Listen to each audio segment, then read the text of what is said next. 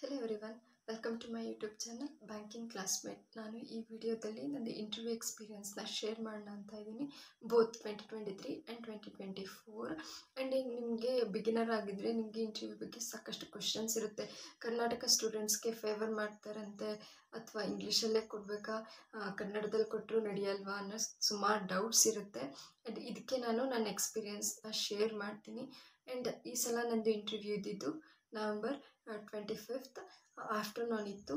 And panel number 3 ಬಂದಿತ್ತು. Interview ಈ ಸಲ 6 ಪ್ಯಾನಲ್ಸ್ ಇತ್ತು. ಆ್ಯಂಡ್ 1 ಪ್ಯಾನಲಲ್ಲಿ 25 ಮೆಂಬರ್ಸ್ನ ಇಂಟರ್ವ್ಯೂ ಮಾಡ್ತಾಯಿದ್ರು. ಆ್ಯಂಡ್ ಒಂದೊಂದು ಶಿಫ್ಟಲ್ಲಿ 150 ಮೆಂಬರ್ಸ್ ಇಂಟರ್ವ್ಯೂ ನಡೀತಾ ಇತ್ತು. ಮಾರ್ನಿಂಗ್ 150, ಆಫ್ಟರ್ನೂನ್ 150 ನಡೀತಾ ಇತ್ತು. ಈ ಸಲ ನಾನು ನೋಡಿದೆ, ನಂದು ನಂಬರು 20 ಇತ್ತು, ಇನ್ನು ಕೆಳಗಡೆ 5 ಮೆಂಬರ್ಸ್ ಇತ್ತು. ಸೊ 25 ಮೆಂಬರ್ಸ್ 1 ಪ್ಯಾನಲಲ್ಲೇ ಇದ್ದರು. ಆ್ಯಂಡ್ ಸೇಮ್ ನಾವು ಪ್ರಿಲಿಮ್ಸ್ ಮೇನ್ಸಲ್ಲಿ ರಿಜಿಸ್ಟ್ರೇಷನ್ ಮಾಡ್ಕೊತೀವಿ ಅಲ್ವಾ, ಅದೇ ಥರ ಇಲ್ಲೂ ನಾವು ಹೋದಾಗ ಫಸ್ಟು ನಮ್ಮದು ಅಡ್ಮಿಷನ್ ಟಿಕೆಟ್ ಇಸ್ಕೊಂಡು ರಿಜಿಸ್ಟ್ರೇಷನ್ ಮಾಡ್ಕೊತಾರೆ. ಆ್ಯಂಡ್ ರಿಜಿಸ್ಟ್ರೇಷನ್ ಆದಮೇಲೆ ನಮ್ಮನ್ನ ಡಾಕ್ಯುಮೆಂಟ್ ವೆರಿಫಿಕೇಷನ್ಗೆ ಸೀರಿಯಲ್ ವೈಸ್ ಕರೀತಾರೆ. ಅವ್ರು ಯಾವಾಗ ಹೋಗಿ ನಮ್ಮ ಡಾಕ್ಯುಮೆಂಟ್ಸ್ನ ಸಬ್ಮಿಟ್ ಮಾಡಿ ವೆರಿಫೈ ಮಾಡ್ಕೊಬೇಕು. ಆ್ಯಂಡ್ ಸುಮಾರು ಜನ ಡಾಕ್ಯುಮೆಂಟ್ ವೆರಿಫಿಕೇಷನಲ್ಲಿ ರಿಜೆಕ್ಟ್ ಕೂಡ ಆಗ್ತಿದ್ರು. ಅಲ್ಲಿ ಮಾಡ್ತಾಯಿದ್ರು, ನಾನು ನೋಡಿದೆ. EWS ಸರ್ಟಿಫಿಕೇಟ್ ಇಲ್ಲ ಅಂದರೆ ರಿಜೆಕ್ಟ್ ಮಾಡ್ತಾಯಿದ್ರು. ಆ್ಯಂಡ್ ನೀವು ಕೂಡ ಬಿಗಿನರ್ ಆಗಿದ್ದರೆ ನಿಮ್ಮದು ಕ್ಯಾಸ್ಟು ಸೆಂಟ್ರಲ್ ಲಿಸ್ಟಲ್ಲಿ ಯಾವ ಕ್ಯಾಟಗರಿಗೆ ಸೇರುತ್ತೆ ಅಂತ ಟ್ವೈಸ್ ಅಲ್ಲ ಥ್ರೈಸ್ ಚೆಕ್ ಮಾಡಿಕೊಂಡು ನೀವು ಸರ್ಟಿಫಿಕೇಟ್ ಮಾಡ್ಕೊಳ್ಳಿ. ಆ್ಯಂಡ್ ನಿಮಗೆ ಸರ್ಟಿಫಿಕೇಟ್ನ ಸ್ಟೇಟ್ ಫಾರ್ಮೆಟ್ನಲ್ಲಿ ಮಾಡ್ಕೊಬೇಕಾ, ಸೆಂಟ್ರಲ್ ಫಾರ್ಮೆಟಲ್ಲಿ ಮಾಡ್ಕೋಬೇಕಾ ಅನ್ನೋ ಡೌಟ್ ಇರುತ್ತೆ. ಸೆಂಟ್ರಲ್ ಫಾರ್ಮೆಟಲ್ಲೇ ಮಾಡಿಸಿ, ಬಿಕಾಸ್ ನಮ್ಮದು ನೋಟಿಫಿಕೇಷನ್ ಬಂದಿರುತ್ತೆ ಅಲ್ವಾ, ಅಲ್ಲಿ ಸೆಂಟ್ರಲ್ ಫಾರ್ಮೆಟೇ ಕೊಟ್ಟಿರ್ತಾರೆ. OBC ಸರ್ಟಿಫಿಕೇಟ್ ಆಗಲಿ, EWS ಆಗಲಿ. ಸೊ ಇಂಟರ್ವ್ಯೂ ಟೈಮಲ್ಲಿ ನಿಮಗೆ ಡೌಟ್ಸ್ನ ಕೇಳ್ತಾ ಇರ್ತಾರೆ ಸುಮಾರು ಜನ. ನನ್ನದು ಕನ್ನಡದಲ್ಲಿದೆ, ಯಾವ ಫಾರ್ಮೆಟಲ್ಲಿ ಇರಬೇಕು ಅಂತ. ನೀವು ಫಸ್ಟೇ ಸೆಂಟ್ರಲ್ ಫಾರ್ಮೆಟಲ್ಲೇ ಮಾಡಿಸಿ, ಇಲ್ಲಾಂದರೆ ಡಾಕ್ಯುಮೆಂಟ್ ವೆರಿಫಿಕೇಷನ್ ಟೈಮಲ್ಲಿ ಪ್ರಾಬ್ಲಮ್ ಆಗುತ್ತೆ. ಆ್ಯಂಡ್ ಡಾಕ್ಯುಮೆಂಟ್ ವೆರಿಫಿಕೇಷನ್ ಆದಮೇಲೆ ನಿಮ್ಮ ಇಂಟರ್ವ್ಯೂ ಬಿಡೋದು, ಇಲ್ಲಾಂದರೆ ನಿಮ್ಮ ಕ್ಯಾಂಡಿಡೇಟ್ಸನ್ನೇ ಫುಲ್ ಕ್ಯಾನ್ಸಲ್ ಆಗುತ್ತೆ. ನೆಕ್ಸ್ಟ್ ನಂದು ಹಿಂಗೆ ಡಾಕ್ಯುಮೆಂಟ್ ವೆರಿಫಿಕೇಷನ್ ಆಯಿತು. ನೆಕ್ಸ್ಟ್ ಇಂಟರ್ವ್ಯೂಗೆ ಫಸ್ಟ್ ಹೋಗ್ಬೇಕು ಅಂತ ಇನ್ನು ಸುಮಾರು ಜನ ಇರ್ತಾರೆ ಅಲ್ವಾ, ವೆಯ್ಟ್ ಮಾಡಬೇಕಾಗುತ್ತೆ ನಮ್ಮ ಟರ್ನ್ ಬರೋವರೆಗೂ. ಆ್ಯಂಡ್ ನಂದು 20th ನಂಬರ್ ಇತ್ತು. ನಾನು ವೆಯ್ಟ್ ಮಾಡಿದೆ. ನನ್ನ ನೇಮ್ ಕರೆದ್ರು. ಆ್ಯಂಡ್ ತುಂಬ ಭಯನೇ ಇತ್ತು, ಬಿಕಾಸ್ ಇಂಟರ್ವ್ಯೂ ಅಲ್ವಾ ಸ್ವಲ್ಪ. ಬಟ್ ಲಾಸ್ಟ್ ಟೈಮ್ ಎಕ್ಸ್ಪೀರಿಯೆನ್ಸ್ ಇರೋದ್ರಿಂದ ಓಕೆ ಈ ಸಲ ಅಷ್ಟೇನು ಭಯ ಇರಲಿಲ್ಲ. ಸುಮ್ಮನೆ ಸಮಾಧಾನದಿಂದನೇ ಇದ್ದೆ. ನನ್ನ ಕರೆದಾಗ ಡೋರ್ ಓಪನ್ ಮಾಡಿ ಮೇ ಕಮಿನ್ ಸರ್ ಅಂತ ಅಂದೆ. ಎಸ್ ಕಮಿನ್ ಅಂತ ಅಂದರು. ಆ್ಯಂಡ್ ವಿಶ್ ಮಾಡಿದೆ ಅವ್ರಿಗೆಲ್ಲ. ಆ್ಯಂಡ್ ವಿಜಯಲಕ್ಷ್ಮಿನ ಅಂತ ಕೇಳಿದ್ರು. ಹಾಂ ಸರ್ ಅಂತ ಅಂದೆ. ಎಲ್ಲಿಂದ ಬಂದಿರೋದು ಅಂತ ಅಂದರು. ಚನ್ನರಾಯಪಟ್ಟಣ ಅಂತ ಅಂದರು. ಚನ್ನರಾಯಪಟ್ಟಣನ ಅಂತ ಅಂದರು. ಹಾಂ ಸರ್ ಅಂತ ಅಂದೆ. ಆಮೇಲೆ ಇನ್ನೊಬ್ಬರು ಸರ್ ಇದ್ದವರು, ಅಷ್ಟು 3 ಜನ ಸರ್ ಇದ್ದರು, ಒಬ್ಬರು ಮ್ಯಾಮ್ ಇದ್ದರು. ಆ್ಯಂಡ್ ಒಬ್ಬರು ಸರ್ ಇದ್ದವರು, ನೀವು ಇನ್ಸ್ಟಿಟ್ಯೂಟ್ಗೆ ಹೋಗಿ ಕೋಚಿಂಗ್ ತಗೊತಾ ಇದ್ದೀರಾ ಅಂತ ಕೇಳಿದ್ರು. ಇಲ್ಲ ಸರ್, ಮನೆಯಲ್ಲೇ ಓದ್ತಾ ಇರೋದು ಅಂತ ಅಂದೆ. ಗುಡ್ ಅಂತ ಹೇಳಿ, ಸರಿ ಆಯಿತು, ನಿಂದು ಇಂಟ್ರಡಕ್ಷನ್ ಹೇಳು ಅಂತ ಅಂದರು. ಆ್ಯಂಡ್ ನಾನು ಇಂಟ್ರಡಕ್ಷನ್ ಕೊಟ್ಟೆ. ಆ್ಯಂಡ್ ಅದು ನಂದು ಗ್ರ್ಯಾಜುಯೇಷನ್ ಬಗ್ಗೆ ಏನೋ ಅವ್ರು ಕ್ವಶನ್ಸ್ ಕೇಳಲಿಲ್ಲ. ಡೈರೆಕ್ಟಾಗಿ ನನಗೆ RRBs ಅಂದರೆ ಏನು ಅಂತ ಕೇಳಿದ್ರು. ಆ್ಯಂಡ್ ಈ ಸಲ ಈಸಿ ಕ್ವಶನ್ಸೇ ಕೇಳಿದ್ದು. RRBs ಅಂದರೆ ಏನಂತ ಕೇಳಿದ್ರು, ನಾನು ಆನ್ಸರ್ ಮಾಡಿದೆ. ಆ್ಯಂಡ್ ಆನ್ಸರ್ ಮಾಡ್ತಾ ಮಧ್ಯದಲ್ಲಿ RRBs are specialities are marginal and small farmers ಅಂತ ಹೇಳಿದೆ. ಅವ್ರಿಗೆ ಕ್ರೆಡಿಟ್ ನೀಡ್ಸ್ ಬೇಕಾಗಿರುತ್ತೆ ಅದು ಸರ್ವ್ ಮಾಡೋಕ್ಕಿಂತ. ಹೌದಾ, ಸ್ಮಾಲ್ ಆ್ಯಂಡ್ ಮಾರ್ಜಿನಲ್ ಫಾರ್ಮರ್ಸ್ ಅಂದರೆ ಏನು ಅಂತ ಕ್ವಶನ್ ಮಾಡಿದ್ರು. ಆ್ಯಂಡ್ ಆನ್ಸರ್ ಮಾಡಿದೆ. ಆಮೇಲೆ ಮ್ಯಾಮ್ ಇದ್ರಲ್ಲ, ಅವರು ಸೆಲ್ಫ್ ಹೆಲ್ಪ್ ಗ್ರೂಪ್ ಬಗ್ಗೆ ಕ್ವಶನ್ ಕೇಳಿದ್ರು. ವಾಟ್ ಈಸ್ SHG ಅಂತ ಕೇಳಿದ್ರು. ಮ್ಯಾಮ್ ಸೆಲ್ಫ್ ಹೆಲ್ಪ್ ಗ್ರೂಪ್ ಅಂತ ಹೇಳ್ಬಿಟ್ಟು ಅದ್ರ ಬಗ್ಗೆ ಆನ್ಸರ್ ಮಾಡಿದೆ. ಆ್ಯಂಡ್ ಅದ್ರ ಪರ್ಪಸ್ ಹೇಳಿದೆ. ಆಮೇಲೆ ನೆಕ್ಸ್ಟು ಇನ್ನೊಬ್ಬರು ಸರ್ ಇದ್ದವರು, ಪ್ಯಾನ್ ನಂಬರ್ ಮೇಲೆ ಆಲ್ಫಾನ್ಯೂಮರಿಕ್ ಕೋಡ್ ಇರುತ್ತೆ, ನೋಡಿದ್ಯಾ ಅಂತ ಅಂದರು. ಹಾಂ ಸರ್ ಅಂತ ಅಂದೆ. ಆ್ಯಂಡ್ ಅದು ಎಷ್ಟು ಡಿಜಿಟ್ಸ್ ಇರುತ್ತೆ ಅಂತ ಕೇಳಿದ್ರು. ನಾನು ಹೇಳಿದೆ 10 ನಂಬರ್ಸ್ ಅಂತ. ಆ್ಯಂಡ್ ದೆನ್ ಇನ್ನೊಬ್ಬರು ಸರ್ ಇದ್ದವರು, ಒಬ್ಬರು ಸರ್ ಸುಮ್ಮನೆ ಸ್ಮೈಲ್ ಮಾಡ್ತಾಯಿದ್ರು, ಏನೋ ಕ್ವಶನೇ ಕೇಳಲಿಲ್ಲ. ಆ್ಯಂಡ್ ಇನ್ನೊಬ್ಬರು ಇದ್ದವರು ಪ್ರಿಯಾರಿಟಿ ಸೆಕ್ಟರ್ ಲೆಂಡಿಂಗ್ ಬಗ್ಗೆ ಕೇಳಿದ್ರು. ಆ್ಯಂಡ್ ಆನ್ಸರ್ ಮಾಡಿದೆ. ಗುಡ್ ಅಂತ ಹೇಳಿ. ಆ್ಯಂಡ್ ಕಂಫರ್ಟ್ ಮಾಡ್ತಾರೆ ಜಾಸ್ತಿ ಸ್ವಲ್ಪ. ಗುಡ್, ಚೆನ್ನಾಗಿ ಮಾಡಿದೆ, ವೆರಿ ಗುಡ್ ಅಂತ ಹೇಳಿದ್ರು. ಆ್ಯಂಡ್ ನಾನು ಯಾವ ಕ್ವಶನ್ನು ಆನ್ಸರ್ ಮಾಡಿದೆ ನನಗೆ ಗೊತ್ತಿಲ್ಲ ಅಂತ ಹೇಳಲಿಲ್ಲ, ಬಿಕಾಸ್ ಎಲ್ಲ ಈಸಿ ಕ್ವಶನ್ಸೇ ಇತ್ತು. ಎಲ್ಲನೂ ನಾನು ಆನ್ಸರ್ ಮಾಡಿದೆ.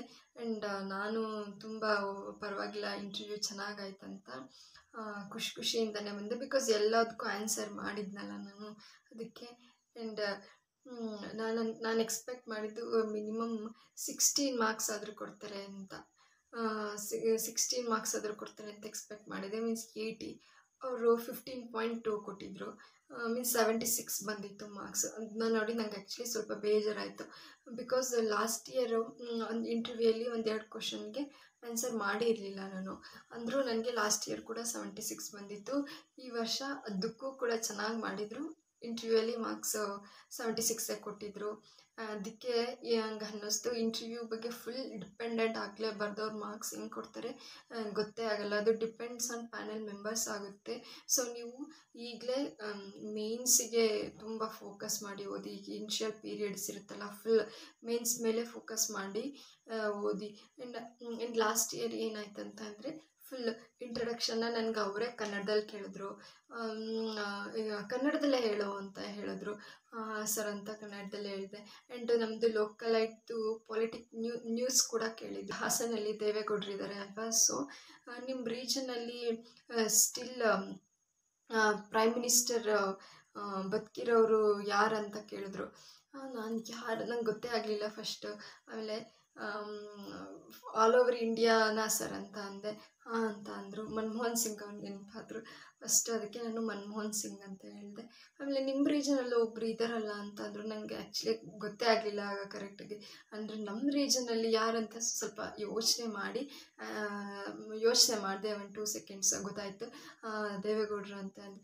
ದೇವೇಗೌಡರು ನಾನು ಮರ್ತ್ಕೊಂಡ್ರೆ ನೀವು ಹಾಸನವರು, ಇದು ಸರಿನಾ ಅಂತ ಅಂದರು. ಆದಮೇಲೆ ಗಾಡಿ ಸುಮ್ಮನೆ ಆದರು. ಆಮೇಲೆ ನಾನು ಸಿವಿಲ್ ಇಂಜಿನಿಯರ್ ಬ್ಯಾಕ್ಗ್ರೌಂಡ್ ಆಗಿರೋದ್ರಿಂದ ಲಾಸ್ಟ್ ಇಯರ್ ಎಲ್ಲ ಪಾರ್ಲಿಮೆಂಟು ಓಪನ್ ಆಗಿತ್ತು ನೋಡಿ ಹೊಸದು. ಅದ್ರ ಬಗ್ಗೆ ಸ್ವಲ್ಪ ಫೈನಾನ್ಷಿಯಲ್ ಎಸ್ಟಿಮೇಟ್ಸ್ ಬಗ್ಗೆ ಕೇಳಿದ್ರು. ಅದನ್ನ ಯಾರು ಡಿಸೈನ್ ಮಾಡಿರೋದು ಅಂತ ಕೇಳಿದರು. ನನಗೆ ಅದರಲ್ಲಿ ಸ್ವಲ್ಪ ಗೊತ್ತಿತ್ತು, ಸ್ವಲ್ಪ ಗೊತ್ತಿರಲಿಲ್ಲ. ಆ ಥರ ಆನ್ಸರ್ ಮಾಡಿದೆ. ಆ್ಯಂಡ್ ಅವರು ಆಯ್ತಪ್ಪ ನೀನು ಚೆನ್ನಾಗಿ ಇಂಟರ್ವ್ಯೂ ಮಾಡಿದ್ಯಾ ಅಂತ ಹೇಳಿದರು. ಬ್ಯಾಂಕಿಂಗಿಂತ ಬಂದಮೇಲೆ ಲಾಸ್ಟ್ ಇಯರ್ ನನಗೆ ಬ್ಯಾಂಕಿಂಗ್ ರಿಲೇಟೆಡ್ ಫೈನಾನ್ಷಿಯಲ್ ಇನ್ಕ್ಲೂಷನ್ ಅಂದರೆ ಏನಂತ ಕೇಳಿದರು. ಫೈನಾನ್ಷಿಯಲ್ ಇನ್ಕ್ಲೂಷನ್ ಅಂದರೆ ಏನಂತ ಹೇಳಿದೆ. ಆ್ಯಂಡ್ ಲಾಸ್ಟ್ ಇಯರ್ ನನಗೆ ಜಾಸ್ತಿ ಎಕ್ಸ್ಟ್ರಾ ಕ್ವಶನ್ಸ್ ಇತ್ತು. ಬ್ಯಾಂಕಿಂಗ್ ಕ್ವಶನ್ ಬರೀ ಒಂದೇ ಕೇಳಿದ್ದು, ಫೈನಾನ್ಷಿಯಲ್ ಇನ್ಕ್ಲೂಷನ್ ಏನಂತ ಇಲ್ಲ. ಡಿಗ್ರಿ ಬಗ್ಗೆ ಕೇಳಿದರು. ಆ್ಯಂಡ್ ಹಂಗೆ ಪೊಲಿಟಿಕ್ಸ್ದು ಒಂದು ನ್ಯೂಸ್ ಕೇಳಿದ್ರು. ಇದೇ ಆಯಿತು. ಈ ವರ್ಷ ಎಕ್ಸ್ಟ್ರಾ ಏನೂ ಕೇಳಲಿಲ್ಲ, ಬರೀ ಬ್ಯಾಂಕ್ ಬಗ್ಗೆನೇ ಕೇಳಿದರು. ಆ್ಯಂಡ್ ಲಾಸ್ಟ್ ಇಯರ್ ಕನ್ನಡದಲ್ಲಿ ಇಂಟರ್ವ್ಯೂ ಆಯಿತು. ಈ ಇಯರ್ ಫುಲ್ ಇಂಗ್ಲೀಷಲ್ಲೇ ಇಂಟರ್ವ್ಯೂ ಆಯಿತು. ಆ್ಯಂಡ್ ಅದು ಡಿಪೆಂಡ್ಸ್ ಆನ್ ನಿಮ್ಮದು ಪ್ಯಾನಲ್ ಮೆಂಬರ್ಸು. ಆ್ಯಂಡ್ ನಿಮ್ಗೆ ಅನಿಸ್ಬೋದು ಕರ್ನಾಟಕದವ್ರಿಗೆ ಸಪೋರ್ಟ್ ಮಾಡ್ತಾರಾ ಅಂತ. ನನಗೆ ನಿಜವಾಗ್ಲೂ ಅನಿಸಿಲ್ಲ. ಆ ಥರ ಎಲ್ಲ ನಾವು ಪರ್ಫಾರ್ಮ್ ಮಾಡಿದೆ ಅವರು ನಮಗೇನು ಸಪೋರ್ಟ್ ಮಾಡಲ್ಲ. ಆ್ಯಂಡ್ ಸುಮಾರು ಜನಕ್ಕೆ 10-12 ಕರ್ನಾಟಕದವ್ರಿಗೆ ನಂಬರ್ ಕೊಟ್ಟಿರೋದು 10-12 ಅಷ್ಟೇ. ಸೊ ನೀವು ಫೋಕಸ್ ಮಾಡಿ. ನಾವು ಪರ್ಫಾರ್ಮೆನ್ಸ್ ಮಾಡಿದೆ ಅವರು 1% ಸಪೋರ್ಟ್ ಮಾಡೋದೇ ಇಲ್ಲ. 1 ಕ್ವಶನ್ ಹೇಳಲಿಲ್ಲ ಅಂದರೆ ಓಕೆ, 2 ಕ್ವಶನ್ ಹೇಳಿಲ್ಲ ಅಂದರೆ ಓಕೆ. ಆ್ಯಂಡ್ ನೀವು ಪರ್ಫಾರ್ಮೆನ್ಸ್ ಮಾಡಿದ್ರೆ ಅಷ್ಟೇ ನಿಮಗೆ ಮಾರ್ಕ್ಸ್ ಕೊಡ್ತಾರೆ. ಆ್ಯಂಡ್ ಬೇರೆ ಸ್ಟೇಟವ್ರಿಗೆ ಎಷ್ಟು ಮಾರ್ಕ್ಸ್ ಕೊಡ್ತಾರೆ ಅನ್ನೋದು ಗೊತ್ತಿಲ್ಲ. ಬಟ್ ಕರ್ನಾಟಕದವ್ರಿಗೂ 10-12 ಮಾರ್ಕ್ಸ್ ಅಂತೂ ಕೊಟ್ಟಿದ್ದಾರೆ. ಚೆನ್ನಾಗಿ ಪರ್ಫಾರ್ಮ್ ಮಾಡಿಲ್ಲ, ಫುಲ್ ನರ್ವಸ್ ಆದರೆ ಹಾಗೆಲ್ಲ ಮಾಡಿದ್ದಾರೆ. ಸೊ ಆ ಥರ ಏನೂ ಇಲ್ಲ. ಕರ್ನಾಟಕದವ್ರಿಗೆ ಫುಲ್ ಪ್ರಿಫರೆನ್ಸ್ ಕೊಡ್ತಾರೆ ಅನ್ನೋದೆಲ್ಲ ಸುಳ್ಳು. ನೀವು ಪರ್ಫಾರ್ಮೆನ್ಸ್ ಮಾಡಿದ್ರೆ ನಿಮಗೆ ಸಪೋರ್ಟ್ ಮಾಡ್ತಾರೆ. ಹೌದು, 10% ಸಪೋರ್ಟ್ ಮಾಡ್ತಾರೆ ಅಷ್ಟೇ. ನಿಮ್ಮನ್ನ ಪುಷ್ ಮಾಡ್ತಾರೆ, ಕಂಫರ್ಟ್ ಮಾಡ್ತಾರೆ. ಅದನ್ನ ಬಿಟ್ಟರೆ ಪರ್ಫಾರ್ಮೆನ್ಸ್ ನಿಮ್ಮದು ಬೆಸ್ಟಾಗೇ ಇರಬೇಕು. ಆ್ಯಂಡ್ ನೀವು ಆ ಥಾಟ್ ಇಟ್ಕೊಳ್ಳೇಬೇಡಿ ಕರ್ನಾಟಕದವ್ರಿಗೆ ಸಪೋರ್ಟ್ ಮಾಡ್ತಾರೆ ಅಂತ. ನಿಮಗೆ ಎಷ್ಟಾಗುತ್ತೆ ಬೆಸ್ಟಾಗಿ ಪ್ರಿಪೇರ್ ಆಗಿ. ಆ್ಯಂಡ್ ಈ ಸಲ ಹೇಳ್ತಾ ಇದ್ರು ಸುಮಾರು ಜನ ಇಂಟರ್ವ್ಯೂ ಮಾರ್ಕ್ಸ್ ಸ್ವಲ್ಪ ಕಡಿಮೆನೇ ಅಂತ ಕೊಟ್ಟಿರೋದು. ಬೇರೆಯವ್ರಿಗೂ ಹಂಗೆ ಆಗಿದೆಯಂತೆ, ಎಲ್ಲರಿಗೂ 76 ಹಂಗೇನೆ. ಲಾಸ್ಟ್ ಇಯರ್ ಎಲ್ಲ ಕೊಟ್ಟಿದ್ರು 80 ಎಲ್ಲ ಕೊಟ್ಟಿದ್ರು. ಬಟ್ ಈ ವರ್ಷ ಸ್ವಲ್ಪ ಕಡಿಮೆನೇ ಅಂತ ಬೇರೆಯವರು ಕೂಡ ಹೇಳಿದ್ರು. ಬಟ್ ಎಲ್ರಿಗೂ ಡಿಫ್ರೆಂಟ್ ಆಗಿರುತ್ತೆ. ಆ್ಯಂಡ್ ನೀವು ಅಷ್ಟೇ ಬರೀ ನಿಮ್ಮದಷ್ಟೇ ಫೋಕಸ್ ಆಗಿರಲಿ. ಅವ್ರದ್ದು ಏನೋ ಆಯಿತು, ಇವ್ರದ್ದೇನೋ ಆಯಿತು ಅನ್ನೋದು ನೀವು ಗಮನನೇ ಕೊಡೋಕ್ಕೆ ಹೋಗ್ಬಿಡಿ. ಜಸ್ಟ್ ಕ್ವಶನ್ಸು ಕೇಳೋಕ್ಕೆ ಹೋಗ್ಬಿಡಿ, ನಿಮ್ಗೇನು ಕ್ವಶನ್ಸ್ ಕೇಳಿದ್ರು ಅಂತ. ಯಾಕೆಂದರೆ ಟೋಟಲಿ ಡಿಫ್ರೆಂಟ್ ಆಗಿರುತ್ತೆ ಅವ್ರು ಕೇಳೋ ಕ್ವಶನ್ಸು. ಒಬ್ರಿಗೆ ಕೇಳಿದ್ದು ಇನ್ನೊಬ್ರಿಗೆ ಕೇಳಲ್ಲ. ಜಸ್ಟ್ ರಿವ್ಯೂ ತೊಗೋಬೋದು ಅಷ್ಟೇ. ಹೆಂಗಿದ್ದಾರೆ ಪ್ಯಾನಲ್ ಮೆಂಬರ್ಸ್, ಫ್ರೆಂಡ್ಲಿ ಆಗಿದ್ದಾರೆ ಏನು ಅಂತ ಅಷ್ಟೇ ಮಾತ್ರ ತಿಳ್ಕೊಳ್ಳಿ.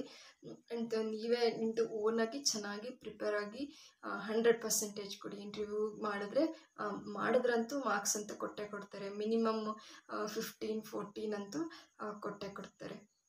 ಆ್ಯಂಡ್ ನಿಮಗೆ ಈ ವಿಡಿಯೋ ಇಷ್ಟ ಆಯಿತು ಅಂತ ತಿಳ್ಕೊತೀನಿ. ಆ್ಯಂಡ್ ನಿಮಗೆ ಫರ್ದರ್ ವೀಡಿಯೋಸ್ ಯಾವ್ದು ಬೇಕು ಅಂತಲೂ ಕಮೆಂಟ್ ಮಾಡಿ, ನಾನು ವೀಡಿಯೋಸ್ ಮಾಡ್ತೀನಿ. Thank you for watching.